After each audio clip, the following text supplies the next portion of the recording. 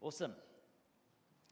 So we've had a huge week this week, a very, very busy week. I've been catching up with leaders after the consult with John Finkeldy, and I really enjoyed seeing his preaching last week as he introduced our series Dollars and Cents on the financial area.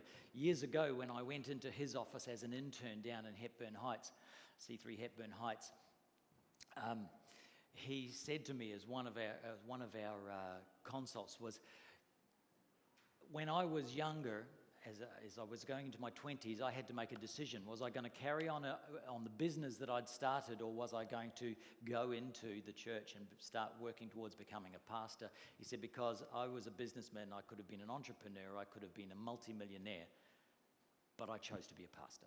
And he says, now you have to know that that's what you're called to do, and you have to know that's what you want to do.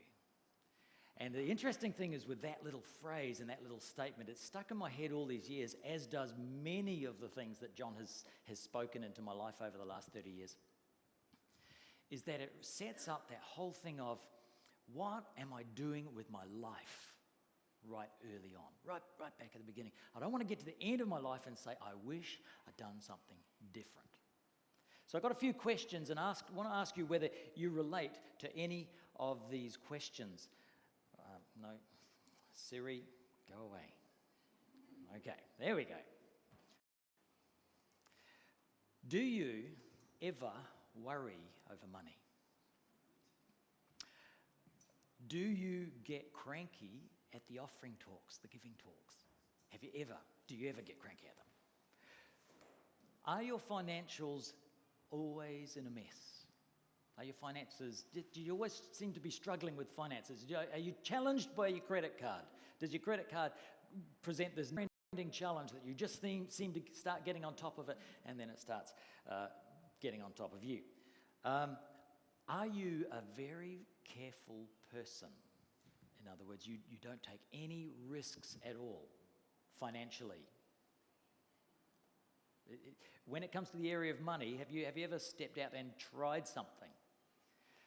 Thinking, now this might make me some money, this might work. These are just symptoms, they're possibilities that I'm just asking if you've struggled with or are challenged with any of these questions at all. What about this? Do you get a bit annoyed at the church talking about finances and the prosperity gospel? Is the prosperity gospel a phrase that you sort of go like, the prosperity gospel, where preachers talk about money and finances and wealth and getting on in the world? Does that sort of annoy you? Now, I'm not saying whether these things are good or bad. I'm just asking, are you thinking about these things? This is all like, because as we go through this story that's coming up, it'll start to answer some of these things. And you might find that you're thinking exactly along the same lines as Jesus. And God. So here we go. Do you feel worthy of being blessed financially by God? Just let that one hang for a moment. Has there ever been a place where you think you want to, maybe you're in a bit of a spot and you need to pray for finances, but you don't really feel like God's going to answer that sort of prayer? All right. I'm going to read you a story in Luke chapter 16. This story is a story that Jesus told. It's called the parable. A parable is a made-up story about real life events, about things that actually happened. Jesus told this. He told his disciples, there was a rich man whose manager was accused of wasting his possessions, wasting the rich man's possessions. So he called him in and he asked him, what is this I hear about you? Give an account of your management, because you cannot be my manager any longer. So the manager said to himself, what shall I do now? My master is taking away my job. I'm not strong enough to dig. I'm ashamed to beg. I know what I'll do, so that when I lose my job here, people will welcome me into their houses. So he called in each one of his master's debtors. He asked the first, how much do you owe my master? 900 gallons of olive oil, he replied. And the manager told him, here, take your bill, sit down quickly and make it 450. Then he asked the second man, "So how much do you owe?" 1,000 bushels of wheat, he replied. He told him, "Take your bill and make it 800. Right, so what's going on here? Well, first of all, we've got this whole scenario of a manager, an owner, and a manager, or a steward. Now, what's a steward? Well, a steward is, it actually comes from an Old English word called the styward. Did John mention this last week? I don't think he did he? Okay, so I got this from John last, I've got some of his notes and I've pulled out bits and pieces.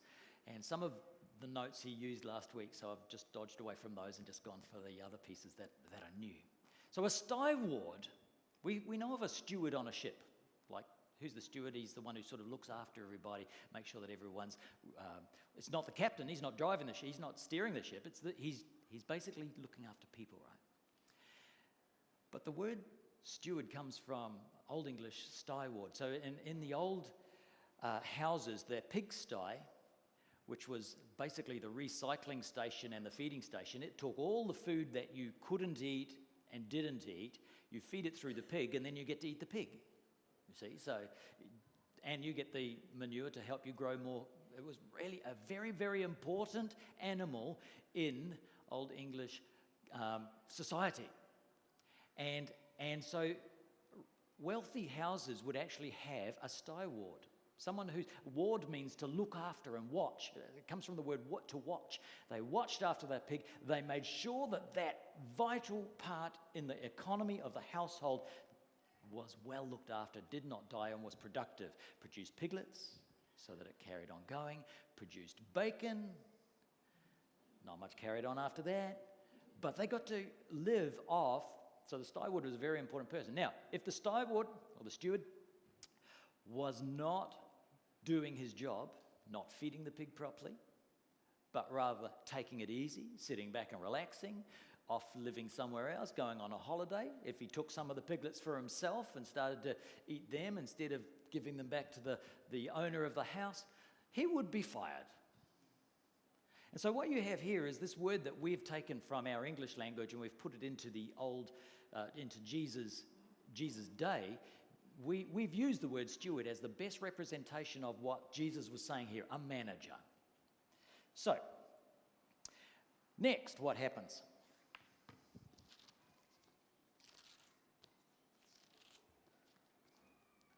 So the guy has just gone and he's taken, hang on a moment, let's go back a bit. He's just taken these two people and got them to reduce their bills. So in other words, he's stolen from the master, hasn't he? He's basically cheated the master out of his money. He said, okay, but I'm going to do that so that when I get fired, I can go to them and they'll go like, hey, yeah, come on, mate, good on you. You're such a good guy. You know, we're going to look after you. That was his goal. But Jesus continues. He says in verse 8, the master, when he found out what the dishonest steward had done, he commended the dishonest manager because he'd acted shrewdly. And you can imagine Jesus, you imagine this, Jesus is standing there, he's telling everyone this story. So there was this master, this owner of the land, and they all knew owners of the land because the owners would own the land or the business, and then they would hire someone to run it for them. So the owner could go away on holiday, he could go on business trips, he could basically live a life of luxury while his workers were bringing in the money. That was what was going on. So everyone understood it. And then when the master was saying, you've been mistreating my resources, you haven't been doing the right thing. Well, they understood that too. That was pretty normal. What do? You boot that guy out of that job and you get someone else in who's going to do it better, right? That's what you do. So here we go. This is, so far in the story, it's like, yeah, master, worker, manager, great. Bad manager, okay, fire his butt. Okay, yeah. And then the guy gets around, he starts cheating on the master, and then the master comes back and it says he commended the dishonest manager because he acted shrewdly, and you can imagine the whole crowd just going like, what? And this is what Jesus was wanting. He's like, what? It's a big what moment? What do you mean he commended someone who just ripped him off? What are you talking about? Anybody here ever been ripped off? Anybody here ever gone into an agreement with somebody about some money and this and that, and you've been ripped off, and you still feel, when you think about that, you still feel, this little vein popping up over here, your teeth start grinding. Anybody else here like that? Oh, not else. Anyone like that? Okay. So Jesus continued and he said, for the people of this world are more shrewd in dealing with their own kind than are the people of light. Who are the people of light? Let's all put our hands up. Anyone who has a relationship with Jesus Christ, we're the people of light. Okay, Jesus has just told us that we're not as clever as we think we are. You're a bit silly sometimes. And the people of this world are more shrewd at dealing with their own. What is it that we're not getting? What is Jesus trying to tell us here? Because if you look at this, you look at verse 16, chapter 16. If you've got your Bibles there and you can look across one big page like that, it's 15, 16, 15, 14. In 16 verse 1, it says Jesus told his disciples. Who's his disciple? Anyone with a hand who's decided to follow Jesus? You can say, I'm his disciple. That's me. Okay, you know that Jesus is now talking to you, right? Back a bit, chapter 15. Now the tax collectors and sinners were all gathering around to hear Jesus. Who's Jesus talking to? Tax collectors and sinners, the crowd, the people outside. And it says, and the Pharisees and the teachers of the law muttered, this man welcomes sinners and eats with them. So the Pharisees and the teachers of the law, so bigger outside group. That's who's Jesus is talking to there. But if you look back even still in verse 14, verse 25, you've got large crowds following Jesus everywhere. So it goes from like huge crowds of people, then you've got particular ones, tax collectors, sinners, and the religious, and they're all listening to it. But this here, it's Jesus talking to you and me. And what Jesus is saying to his disciples, and whatever he says to his disciples, you have to say, when you're reading that, as you read the Bible, you say, he's talking to me. Say that. He's talking to me. He's not properly. He's talking to me. He's talking to me. Okay, good. Right. I tell you, Jesus said, use worldly wealth to gain friends for yourself so that when it's gone, you will be welcomed into eternal dwellings. Use worldly wealth. So he's talking to me. He's talking, thank you. He's talking to me. Okay, now, let's turn over the page and just look at, it carries on. Jesus said, use worldly wealth so that when it is gone, you will be welcomed into eternal dwellings. And then Jesus says this to you, to me. Whoever can be trusted with very little can also be trusted with very much. Do you feel like God has trusted you with a little? What's he given you? What's he got for you? And then he continues on. Jesus says in verse 11, so if you have not been trustworthy in handling worldly wealth, who will trust you with true riches? And if you have not been trustworthy with someone else's property, who will give you property of your own? No one can serve two masters. Either you'll hate the one and love the other, or you'll be devoted to one and despise the other. That was normal. The people standing around with the disciples would be like, yeah, we get that. You can't have two masters. That just doesn't work. You've got to have one boss. And then Jesus applies it. He says, you can't serve both God and money. And get this, the Pharisees who loved money heard all this. So Jesus is talking to his disciples here. But the Pharisees are like listening, right? So, see, I find it fascinating that Jesus, he's talking to the large crowd. And then as the large crowd is there, it comes down a little bit, that's chapter 14, comes down a little bit in 15, and you find that he's talking to the ones who have pushed in closer. There's three types of people that have pushed in closer. The sinners and the tax collectors, the ones that everybody knew were crooks.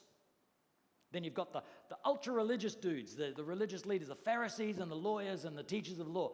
They were also there, the ones who were checking Jesus out to see whether he was right or wrong, or whether they could condemn him for something. That they were also there. They were looking on with a negative attitude. And then there were the disciples. So there's three people there. And Jesus turns in the middle of this crowd and he starts talking to his connect group. He says, now listen, guys, let me tell you a story. He told the story. And the Pharisees who loved, it says in verse 14, the Pharisees who loved money heard all this, and they were sneering at Jesus. This is Luke writing this, and he wrote it upon the recollections of the other disciples. At the beginning of the book of Luke, Luke goes out and he says, I have investigated all this, because he wasn't there. Dr. Luke wasn't there. We found out Dr. Luke was discovered somewhere up in Greece, Macedonia, or the other side maybe, but he only joined Paul later on. So he had to go back and investigate, talk to all the disciples and find out what they remembered about these stories. And what the disciples remember is a bunch of Pharisees going, yeah, Jesus, yeah, look off, rolling their eyes. This guy's talking about money. He doesn't know what he's talking about. They were sneering at him, just like, now, who's God talking to? He's talking to me. Who's God talking to? He's talking to me. Okay. Do you ever sneer at Jesus? No, of course not. We don't sneer at Jesus. Okay, let me read some things that might be like indications of sneering. Do you want to hear some of these? No, you don't. Yes, you do. You are sneering at Jesus if, hang on, before I tell you what, I need to identify something really, really clearly. You're the steward, right, in this story? You're the steward, right? You're not the debtor. You're not the ones who come in because they haven't got a relationship with the master. They have a debt. You know that old song? Some of us know that old song. He paid a debt he did not owe. I think that's what it is. How is it? I owed a debt I could not pay. He paid the debt. The master is the owner. Jesus is the owner. God is the owner. We're just the steward. So, what's an indication of an owner? Owners are not stewards. Stewards are accountable to the master. They must give an account of what you've done with your money. Stewards must make a profit for the master. In the old farming days or business days, stewards must make a profit for the master. That's their job. Profit, in this sense, equals friendships. Jesus said, this guy has gone out, he's made friends. Stewards must make decisions on behalf of the master. Okay, so here is some indications of sneering at Jesus. If you don't get that you're a steward and that God is the owner, then you may evidence some of these things. If you're holding a grudge over money, over someone ripping you off, you don't get that it's not your money. It's God's money. He's the owner. You are not so worried about money and finances and being ripped off if you know that, that was bad luck and it's made things difficult for me, but hey, it's his money anyway, and he's okay with that. I remember working in a jewellery shop as an apprentice in New Zealand, and one of my jobs was to clean up the benches, and this particular day I went around and I knocked a glass of water on one of the other apprentices, the older apprentices' bench, and I was like, oh no, because he was a pretty nasty one. He used to give me a hard time. And so I cleaned it up nicely, and then 20 minutes later he come in and he come to find me. It wasn't because there was water that was on his bench, because I'd cleaned it up nicely. What he was worried about was the 20-point diamond that had been sitting there and was now gone and was now lost. Now, he was angry at me. He got in trouble with the boss a little bit. I got in trouble with the boss a lot. And I thought, I might lose like a month's wages over this. The boss was like, owners wear the cost. He couldn't stop paying me for a month. The owner, the boss, he couldn't stop paying me for a month. He wore the cost. And that was all very well until, a few months later, I was standing there holding another diamond with somebody on a carpeted area, and we dropped that diamond, I dropped that diamond, and it hit the carpet, which was a little bit longer than this really short stuff. It disappeared into the Bermuda Triangle. It never came back. We searched and searched and searched for hours, never found that. Owners at the cost. And there are many things that through my time as a jeweler, I broke, I lost, and the boss, look at the cost. Now, if you get that fact that the boss wears the cost, you won't be so likely to hold a grudge. So why you, if you're holding against someone who's ripped you off financially, and it could be the ATO, you could have this thing, the taxation department has gone and ripped me off and I shouldn't have had to pay this, and they came in, they did. Doesn't matter who it is, just go like, that's yours, God, I'm going to move on. Why? Because if we get it, we won't hold a grudge. If your finances are in a mess and you're not addressing it, then that's a little bit like sneering at Jesus, because what you're saying is, I don't need to be worried about my stewardship. The Pharisees were like, I don't need to be worried about stewardship.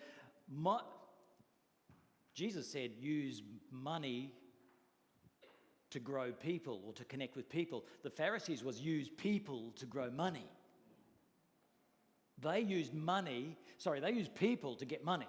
So they did not agree with Jesus' statement of wealth, so that when you move on, you'll have friends in heaven, eternal friends. They sneered at Jesus. But if we are so unaware of our financial situation and we don't actually look at, more runs CAP, which is Christians Against Poverty, helps us learn to budget. If you need that, we have that in our church going. We have it running, helping you with budgeting, helping you with dealing with debt, dealing with credit card debt, and even the thoughts. If you want to talk about finances and investments, then there are people around us in this church that you can connect with if you just start getting to know them. Now, third thing, you are sneering at Jesus if you are, and if you have, a focus on your personal comfort. If when you turn up to church, you're focused on your comfort and what you can get out of it, then that's a little bit of sneering at Jesus. It's like, yeah, you're not doing because you're not being the steward that he wants you to be.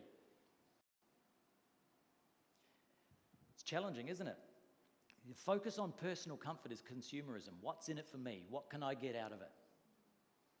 Now, I mentioned a couple of weeks ago, there's two things that are good indicators of whether you're a consumer. Whether you're late, if you turn up late to place, like to church in particular, or to work, then you're in it for yourself. You're not giving the boss the respect that they deserve, and the people in that place the respect that you deserve. And the second thing is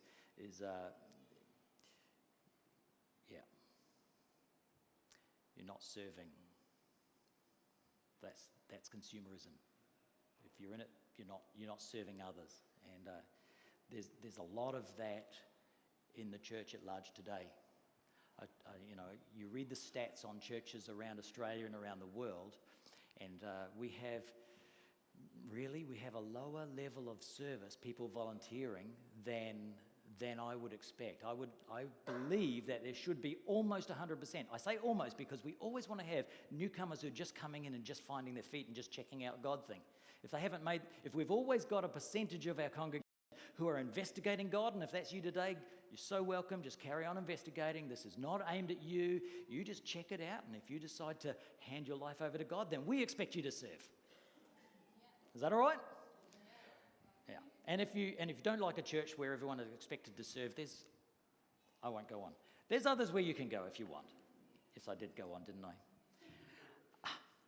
But, how does a church function if we don't all serve each other? So that's sneering at Jesus. If you are not using your wealth to build the master's business, you're sneering at Jesus. If you are playing it safe and burying your possibilities, that's kind of like that guy who buried his talents in the ground. That's sneering at Jesus. And if you're doing a bunch of those things, you actually run the risk of being sacked, don't you? Turning up and the master going like, you are out of here. What amazes me about this story, though, is that Jesus said that to the guy. He said, you're out of here. Put together the books If I had a crook running my business, I wouldn't get him to put together the books. Would you? I don't get it. Jesus said, the master said, put together your books, make an account, and then you're out of here. I always said, you're out of here, and I'm going to check the books. No, he still had that responsibility. And so he says, okay, right, your bill, decrease it, decrease your bill, decrease your bill. Okay, master can come back. Now, the master comes walking back into town. You imagine this. The master comes walking back into town. All of a sudden, this guy that he hasn't really met before, he knows that he's done business with him, but he doesn't really know him. He comes, mate, thank you so much for that discount. What discount? You know, that you gave me, I owed you 500 bales of this, and you cut it down to 250. It's awesome. Thank you so much. And he's like, okay, you're welcome. Where's this manager? He comes along. Next guy, mate, thank you so much for that discount you gave me. I, owed 1,000 and you cut it down to 800, and I've been able to pay that off now. So I've got half of it in your warehouse already. And the master's going like, hang on a moment. And he's walking down the street and he's getting these people come up to him, and all of a sudden he's seen to be like the businessman to do business with. And other people are starting to gather around. And the master, by the time, I would guarantee, it's only a story, right? Jesus is just telling a story. It's only a story. But I'll guarantee that in this story, if it carried on, the master would get to that steward and commend him and say, you've done a great job. And what's more, I think you should stay on a little bit longer. Because you get it. You get the fact of using worldly wealth to make it friendships. It's all about friendships. You didn't get it before. You were all about in it for yourself. You were just doing your own thing and getting out of it. It was just a job to you. You just did what you had to do. You just turn up to church because you had to turn up. You just get out of it what you can, go away, feel spiritual. But you didn't really get it that God doesn't care about money. Doesn't care about the business. What he cares about, it says it right here. Let me read it out because the words in here are pretty harsh. Pretty harsh. And I've had conversations recently with people saying, why was God so harsh?